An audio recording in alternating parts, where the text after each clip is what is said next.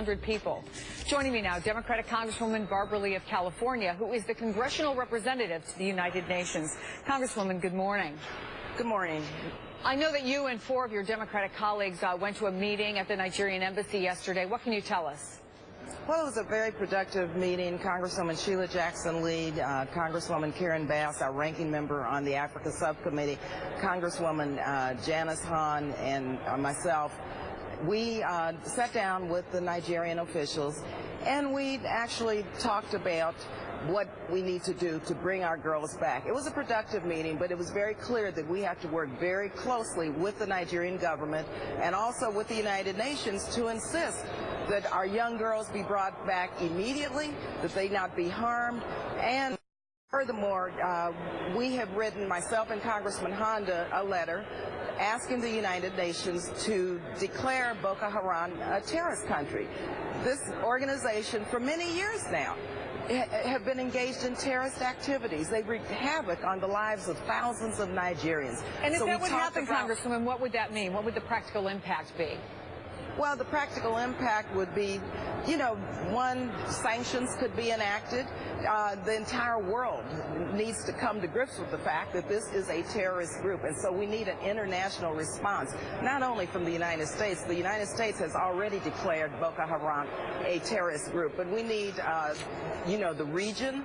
We need the entire world.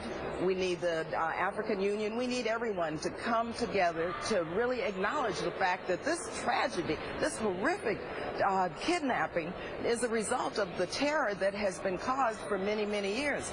Also, I have to say, this is a regional issue. It's about regional stability, too. We have to, one, as a priority, make sure that these girls are safe and bring them home. Secondly, though, we have Chad, Cameroon, Niger, the Central African Republic, which border Nigeria, and so we don't know what type of havoc is being wreaked in these neighboring countries and where the girls are. And so we've got to look at a regional stability strategy. And I think by Congressman Honda and myself, and we have over 100 members now on this letter. There's several letters to the administration urging the United Nations to take some action, because we have to have a global response on this. We're already seeing some signs of that, because this clearly has touched a deep chord in a lot of people. Britain, Canada, China announcing just yesterday that Nigeria has accepted their offers of help. France says it's sending in a specialized team to help with search and rescue.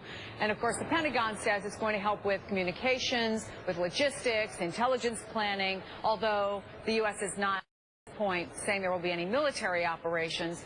Let me get your take on what U.S. assistance can accomplish, and is it enough at this point? Well, I think the President, the Secretary of State have been very clear. They're going to take all of our assets, whatever it takes, and make sure that these young girls are found, and also move forward to bring attention to the global crisis of human trafficking, which has not, at this point, really had a lot of attention in the world community.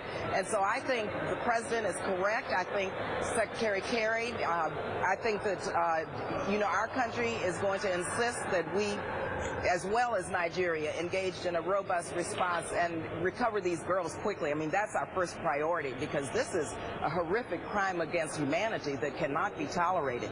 And I am confident that our country is going to work with the Nigerians and the African Union and the entire world to get these girls back, but also to move forward to try to develop a plan that ensures regional stability.